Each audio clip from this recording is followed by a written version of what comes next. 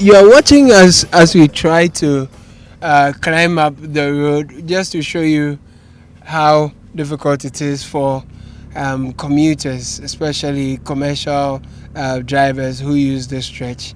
Some of the residents tell us that many of the women here are traders, and that by some time of the day, a lot of the commercial drivers, especially trotro, taxi in particular, they do not use this road any longer. And for the trotro, that is the commercial minibuses, they have ceased plying the stretch totally, and that they incur too much losses repairing and buying spare parts, and so that's the reason why some of them do not use the stretch any longer. You can see the nature of the road. It's a big challenge for any driver, and you would weep for your car using this road. You wouldn't want to use it twice because it's that bad. It's hilly, so the erosion has eaten deep into the stony hills, and it makes climbing up, even in a vehicle, very, very difficult.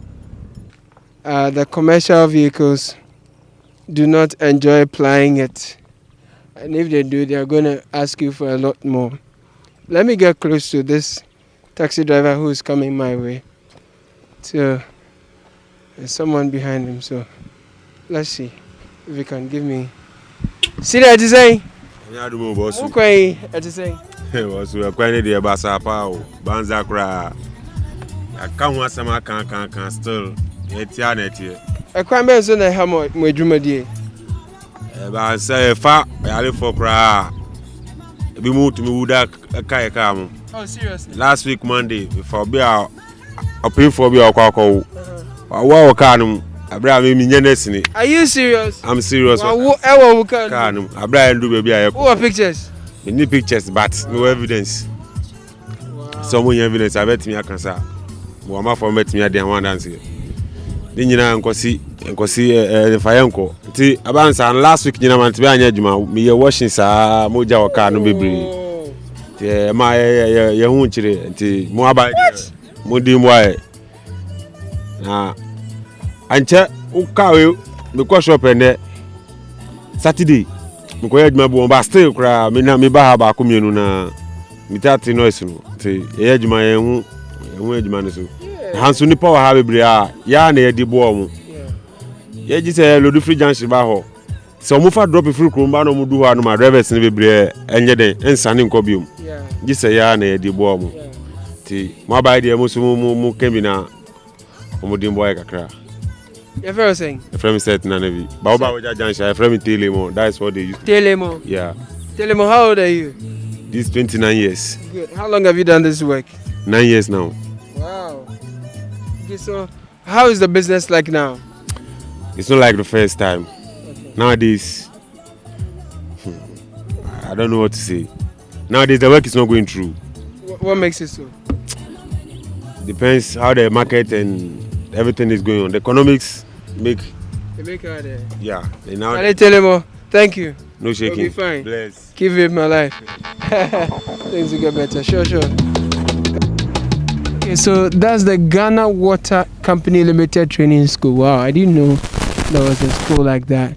It's close, I guess, to the Weija water treatment plant or dam.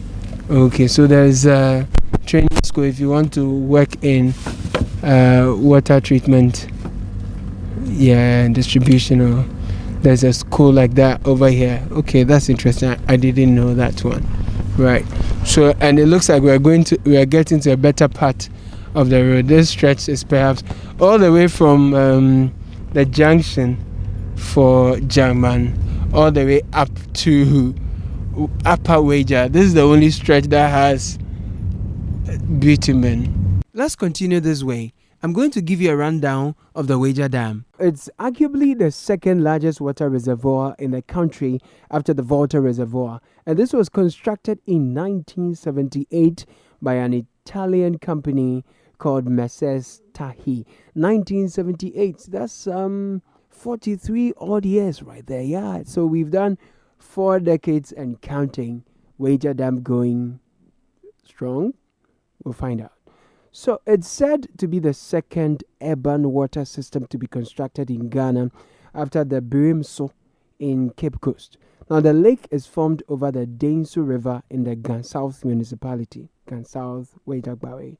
Okay. Traveling a distance of about 116 kilometers from the Tiwa Mountains where it takes its source. That means that this Densu River we are seeing here is coming all the way from the Tiwa rivers, the Tiwa Mountains, I mean. Wow.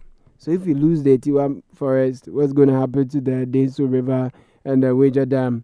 Question for the gods. The river traverses through 3 regions, okay?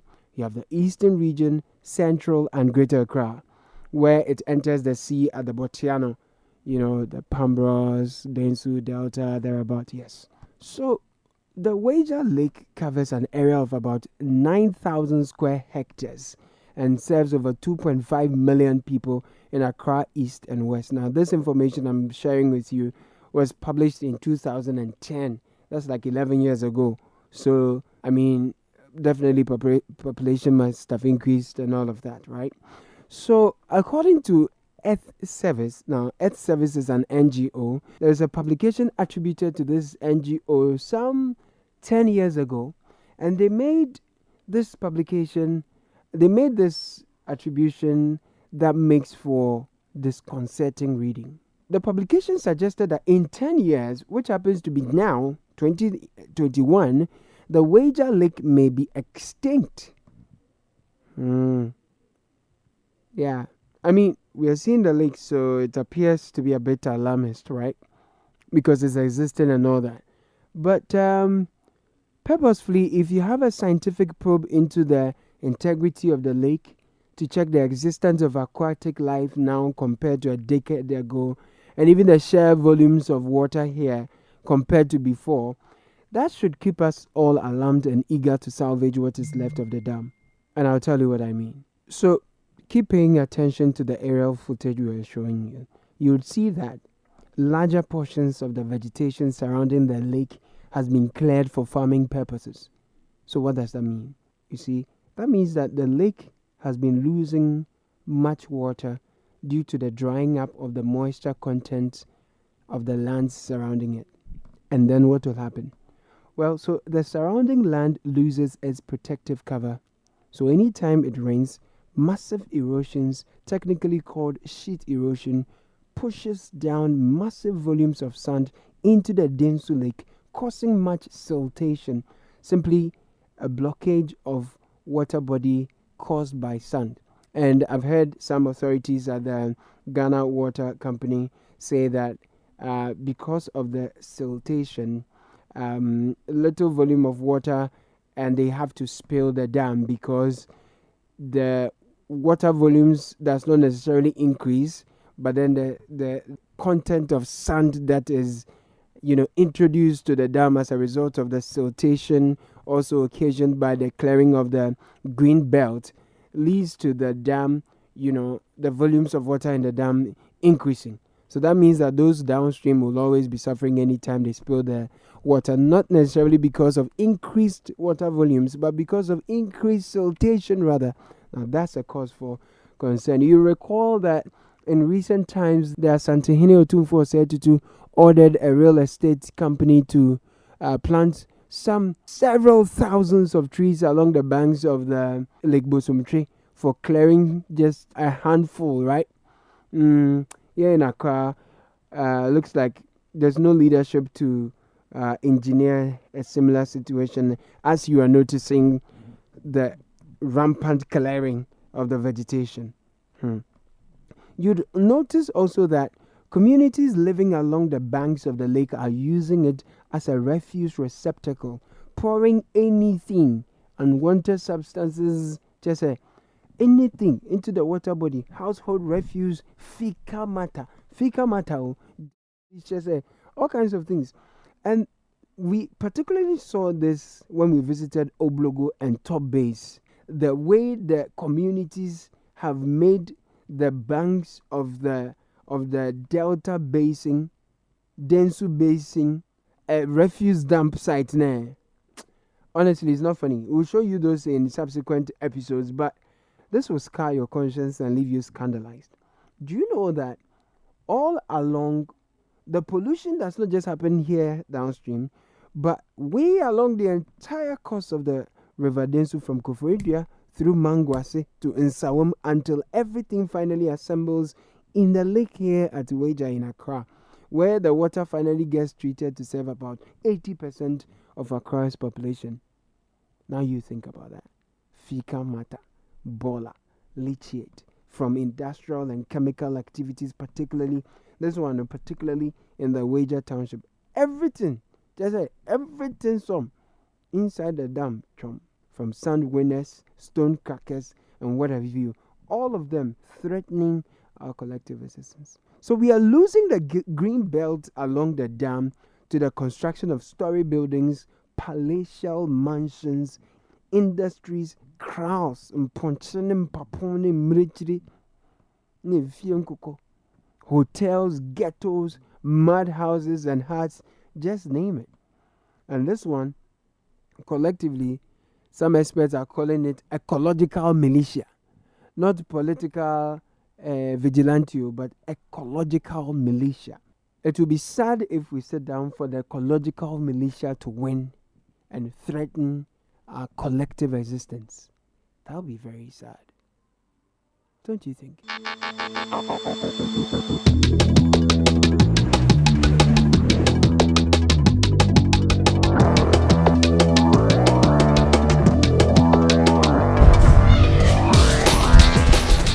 So on our way down, coming from Weija Water Works, we saw some quarters. We were told that those quarters were built for personnel of the waterworks.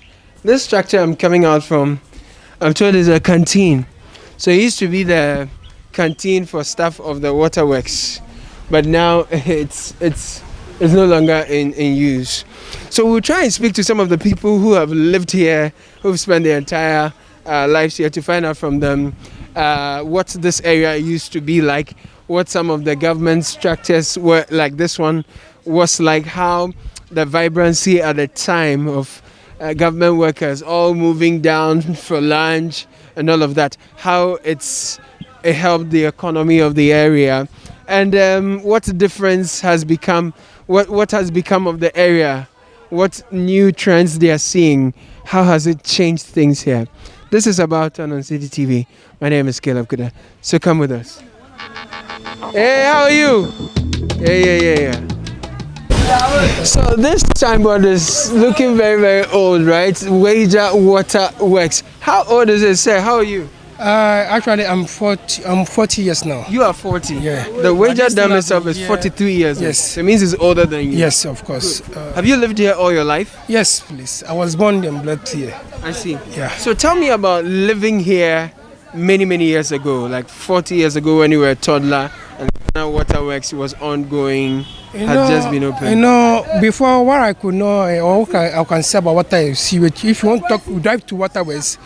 We were being told that when even this dam was going to be built to help the community, to ensure that the community, the young guys are coming from the community, will get jobs to do for water and sewage. But as I speak with you, there are a lot of deprived people in this town. There are a lot of people who are in this town which are not getting jobs to do. So unemployment is a big problem for you? Yes. Okay. I personally, my certificate is with water and sewage. And you went to the training school?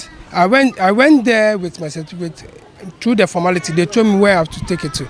But getting them, knowing them getting to know where I'm from, Weija, they just move out of. Okay, I'm not sure that is the reason, but I want you to tell me how growing up, the commerce, the economic importance of this place was like, because I just learned that this is the canteen for the staff. So give me mental pictures 40 or 20 years ago. How was this place like? This place happened to be the canteen for the water and sewage people. Okay. And actually, they are the workers are the only people who used to come there. Mm-hmm. And even in the evening time too, it's used as tourist place for the workers to come and enjoy themselves. They are live bands to come over to come entertain themselves here. So it looked like it's always used for the workers, for the waterways. No, it wasn't built because of the town people. I saw some quarters up there too. Tell me about some buildings like quarters. We have quarters for water and sewage, waterways people. They're only for the workers, and we have the police quarters too, which is only built for the police people and the waterways people. Okay. So are those quarters still in use, especially the water and sewage ones? Yes, it's still in use for the waterways. But the only thing I can say about it is, as waterways is getting broad, they have a lot of lands that if we're looking at the building they have here, the quarters they have here, it's not too big. Yeah. If you go to elsewhere, like somewhere like Akosomo, you can see Akosomo International, you can see something like Akosomo, something to talk about Akosomo. But over here, even looking at the same body as you say, the same body is as old as Methuselah, which you can even say that this thing doesn't speak well of waterways. Well, I couldn't really see it well because all these had covered it. Even look at it, you can even look at the structure. It's not unpainted, nothing shows that. Okay. There has been massive encroachment over the period, would you say so? And when you are growing up, can we get to somewhere where we can get to see the extent of the encroachment, for example? So we are coming this way, so you can give me a better idea. So as we say, waterways. This whole place was farming areas. All this side? All this land were farming areas. Even where we are walking? Yes. This whole area? This whole area was because of farming. And this was a road leading to the intake, where the water is being taken to the water to the dam side, to the treatment plant. Okay. This is the main road to the. Okay. So were all these places supposed to be a buffer? Do you know for sure? Yes. This side was supposed to be reserved. Reserved lands. This whole area was reserved lands. But as we are getting more and more in the community, we need to expand some more people to have to get houses to stay in it. So that's the reason you can see that houses are being built in around. Okay, so this is the Weija Municipal Assembly, Weija Zonal Council. Yes. Okay. So you can see for your own self that we are getting expand, and you can see from where this one was built recently. Okay. And as we are now about to really use it well, they are social welfare. It's not in use yet. Yeah, they are using it now that social welfare people are in, and they are using it at the moment. Oh, okay. So looking at it, before this building wasn't here.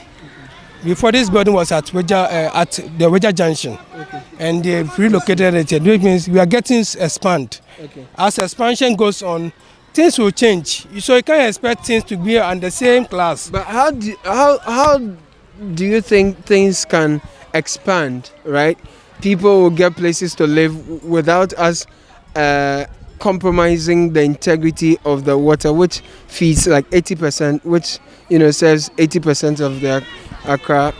You know what? Looking at things, encroachment to the water use, as you say, the back of the water, where they suck where they pick the water to drain for us.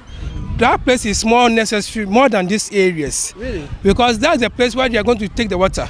This place is the reserve waters or the non-used waters that comes around. It's supposed to be a buffer zone. It's a buffer zone. But what I wanted to say is, these areas, if people even encroach, you have the water has its own way where it used to pass. Do you understand me? Looking at it, it doesn't affect anything. If But over there, at the back there, when people go to a urinary or go to this defecate, it will affect the water. But over these areas, it doesn't affect it. Do you understand me? Are you saying this because yourself you have encroached some of the reserve lands? I'm not saying so. I'm not saying so. But what I'm trying to say is, looking at somebody staying closer to use something, and somebody who's living under non-use something. You understand me? Staying at a use place, and then they are even getting closer to the water, which is not good. Then those are people actually encroaching that side too? That side too, yes. It's happening, yeah? Yes. So we have to look at that place more than looking at these places. I see. Well, I think both sides need to be looked at because there must be good reasons why the professionals will reserve these places. They reserve these areas for farming. And at the moment, the farming is not going on. Do you understand me? Yeah. So since the farming is not going on, if we are keeping the place for farming, and if we are keeping for farming, and the farming activities is going on, do you want to tell me that it is good for the farming, but it's not good for human beings to stay there? The thing that we are going to plant, who are they going to feed on? But if we plant, if we build everywhere we are supposed to plant, what will we get to eat? Good. That is what I'm trying to say, that if that place is kept for farming, at the end, that means it's good for human beings to stay there too. I don't know about that. But what I want to say is, if that place, we are keeping the place for farming, and we are farming, fine. Some places, you can see some of the places are being used for farming, but some are also using it for building. Until some time ago, they fenced the dam. Oh, that place is being fenced. It's still fenced? Yes, that place is still fenced. I read actually that some land guards actually, sort of, anytime the fences are erected, they kind of go demolish. You get there, you see yourself. Does that happen? No, nothing of that sort has been. No land guard. We have no land guards. We have no land guard in this town. Is it? I'm telling you. Okay, thank you. There are different words. Don't use wrong words for the wrong thing. So what is the right word for we have ASAFO guys. Okay, who are they? If, listen, a chief cannot go around to be notifying everything. Okay. It's the same as for guys who will be going around. Oh, chief, this thing is going on wrong here. You understand me? What structure is this? This is a private school. Oh, okay. How long has it been here? It looks very old. Yes, it's an old school. It's an old government school. I see. So it comes to JHS or primary school? No, this is the primary side. Primary, where's it? The JHS is also at the top, the other side. Oh, okay. Are your kids here? No, my child is not here. Okay. But did you bring him here or here? If the needs arrive for him to come here, he will come. But at the moment, it's not here. So at the moment, where's your child schooling? Ellistar. Where's that? Yeah, it's just around. Okay. Why do you prefer that place to this one? Oh, schooling is choices. Okay. It's choices. You can't tell me all the ministers' children go to the same school. They all don't go to the same school. It depends on how you can make it. So, did you take your child to that school because you think that's what I can afford? But this one is free? Yes. Huh? Yes. So why are you taking him to something a place free and non-free? Exactly. You know what? Life what do you have against the free one? Oh no, anything free is not authentic. Oh, how? It's not well kept. Why do you say that? This is a free school. What school is it? This is a free school. This is a government school. This is a government yes. school? Yes. And so anything, they are paying for the government for free. Okay. And at the end, you can see that they are not putting all the effort to keep it well. How long ago did they start? You can see, as you see the first one you see. Compared to what I'm talking about, the Ellistar school. So the structure itself sometimes is not even that. Oh, I see. And then this one, how long ago did they start? Oh, it was NDC time that they started building this thing. Rollins? No, Mills? Most time. No, it wasn't even Mills. It was John Mama who came to do it. He started it all. So has it been continued? No, they just left it there. Oh. They just left it since change of government came. But what have you town folks been saying so that the assemblyman have been trying his best. You know, the children are more than the school that they have over there. okay. The kids are more than the classes. Okay. So they were talking about it to let them expand to move into some of the children into this one. So since you live here, what is rent like in this area? Rent. As I was telling you, life itself is choices. Somebody who might prefer to stay in the block house. Somebody also like to stay in the mud house. So Recently, less than 1 month, a lady came to me, wanted a room to rent. As he was talking to me, he told me he wants a mud house to rent. So you can see it's choices. So these choices you are saying, the mud house, say like a single room is going for how much? So wait, there are mud houses in Weija Water. Yes.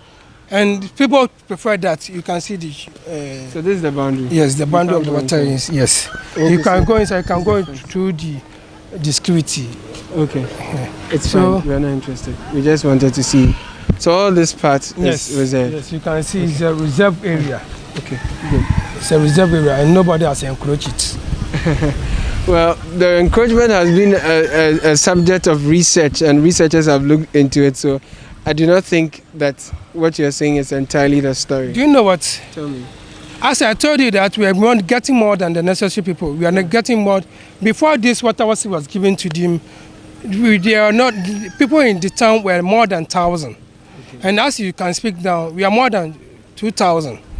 You understand me? I'm not talking. I'm not having a specific. It's like the whole Weija Water. Yes, it's bigger than more than 180,000. Good. People. So automatically, you definitely need more land. But it doesn't mean they should encourage this one, especially because of its national security importance and its critical role it plays to the city. Yes, as you are saying, you can see they've already made their fence, and the fence shows to itself that. You can't go out of bounds. Yeah. If this gate were to be at where we started talking at this canteen area, everybody would have known that this place is out of bounds. Yeah. Do you understand me? If the gate were to be at that gate, so that means that where we've come, all the places that were used, we came from that you said were supposed to be reserved. It means they are not supposed to be reserved. Is that the case? There I'm saying that all those places are not supposed to be reserved.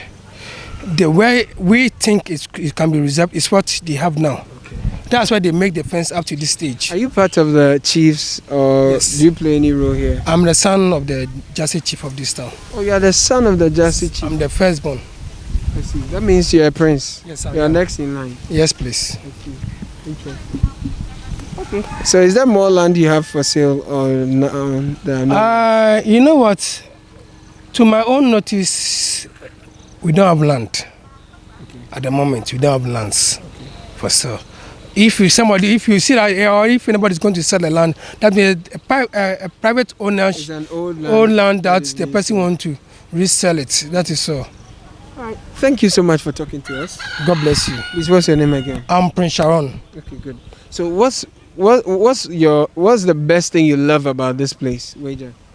Peace. It's peaceful, yeah? Yes, peaceful town. It's a peaceful town. You know, talking about we are one accord too. Okay.